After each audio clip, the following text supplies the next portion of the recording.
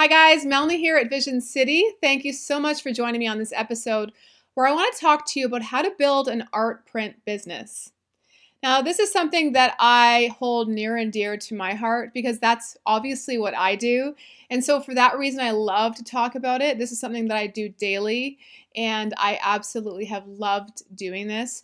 I personally sell black and white art prints, and I've been doing so for several years now. I really began my journey selling art prints on Etsy, and that was the first place and the first time ever that I had taken my creative skills and actually turned them into a product. And I chose art prints because I felt like art prints is something that would be simple enough to ship. And for just purely, nerves reasons, I was kind of nervous with the idea of shipping 3D art or 3D products. And so I thought, okay, I'm going to start with prints. And lo and behold, I fell in love with printmaking and actually the idea of selling art prints to customers all over the world. Now, I love selling art prints for a few reasons. Number one, you can take a variety of different types of art and convert it to an art print.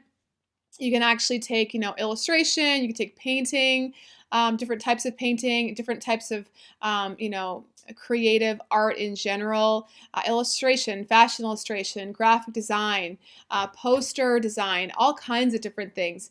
And you can apply it and sell it in print form. And so that's really one of the reasons why I love it. And I love to encourage people to maybe try it if they're trying to build an art business of their own. Now, a few things that I will always want to encourage people to do when they are building an art print business is as follows. Now, first things first, as I always do, I want to encourage people to focus on their own niche style. Now, niche style is when you are focused and when all your products have a similar look to them and feel. So maybe your niche style is like myself. Maybe it's very monochromatic. Maybe it's very black and white. Maybe you are doing very, ethereal, watercolor, kind of soft neutrals or soft, palettes that are really going to kind of go well together and kind of give that really soft, earthy feel. That could be your niche. So finding your niche style is extremely important. I actually have an entire course all about it, and that's one of my number one selling courses is because I think a lot of artists, they really struggle with narrowing on their niche, and I feel like people think that by narrowing on their niche that they feel like they're leaving out other parts of themselves, or maybe they have that kind of fear of missing out kind of thing where they're afraid to narrow because what if they were to explore all these different areas and that would be more kind of fulfilling to them as an artist. However, I found that the opposite is true, that when people really, really dig and they find who they really are as an artist and they create art that is only in that vein, I find they go further with that style and they just have more success in general. And that's because for a few reasons. Number one, they're not scattered. So they're focusing and they're really becoming great at one thing instead of just being okay at a lot of things. As well as their customer base will know what to expect from them. So it's easier to become a fan of a brand when that brand is consistent. When a brand, like just think about it in fashion or think about it in anything that you and I like. If a brand is all over the place and one day they're this way, the next day they're another way, and they have no identity in general, it's going to be really hard to follow. And frankly, we won't. We will move on. That's just the nature of us as humans. We can't follow the bouncing ball for too long. We want focus. And so when somebody's trying to become a fan of you and I as an artist, if we don't have a consistency, now within that, there's a lot of room to play, right? I'm not saying you have to do the exact same thing every day. That would be extremely boring, and I wouldn't want to do that either. But I'm talking about being consistent in your overall tone, colors, shapes, and look, messaging, and that kind of thing.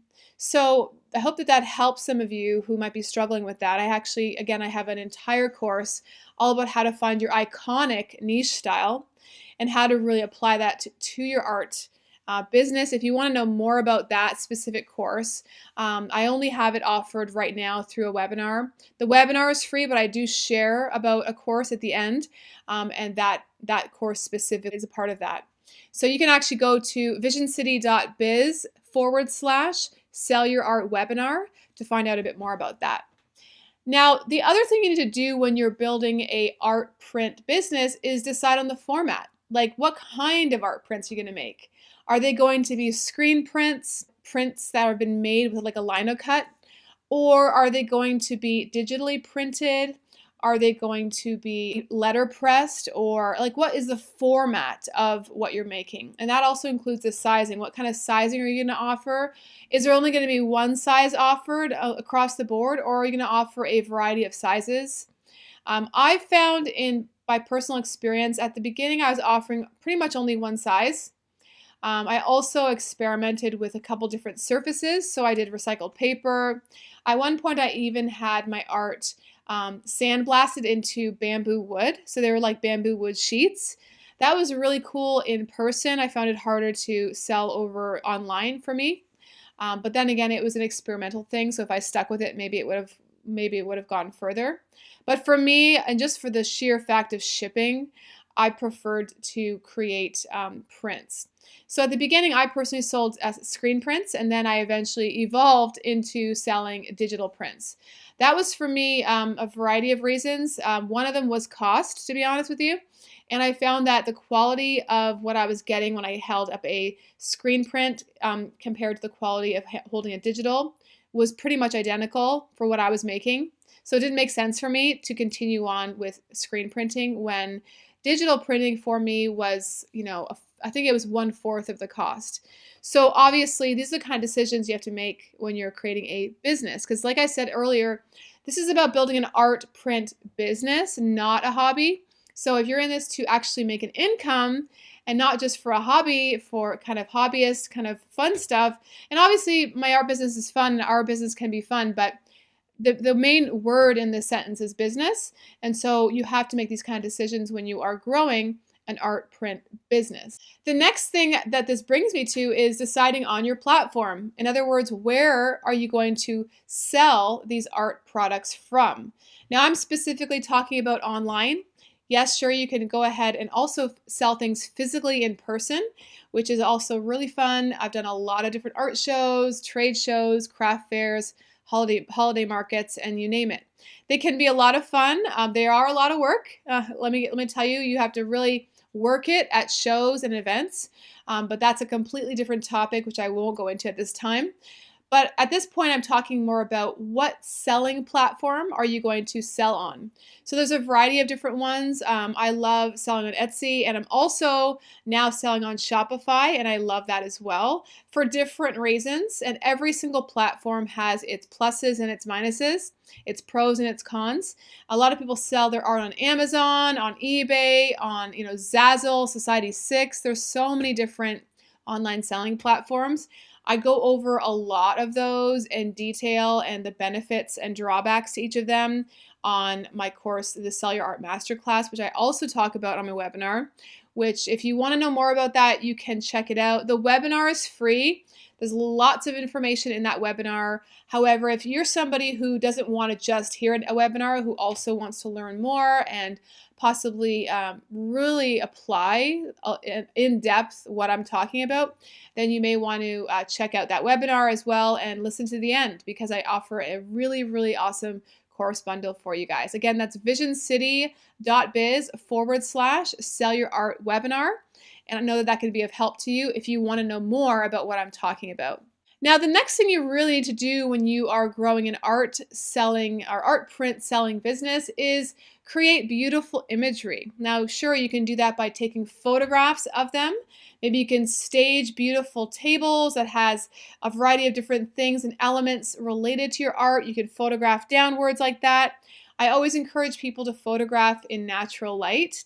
So I, again, talk about that in more detail, but you don't ever want to use like a flash or studio lighting when it comes to product photography.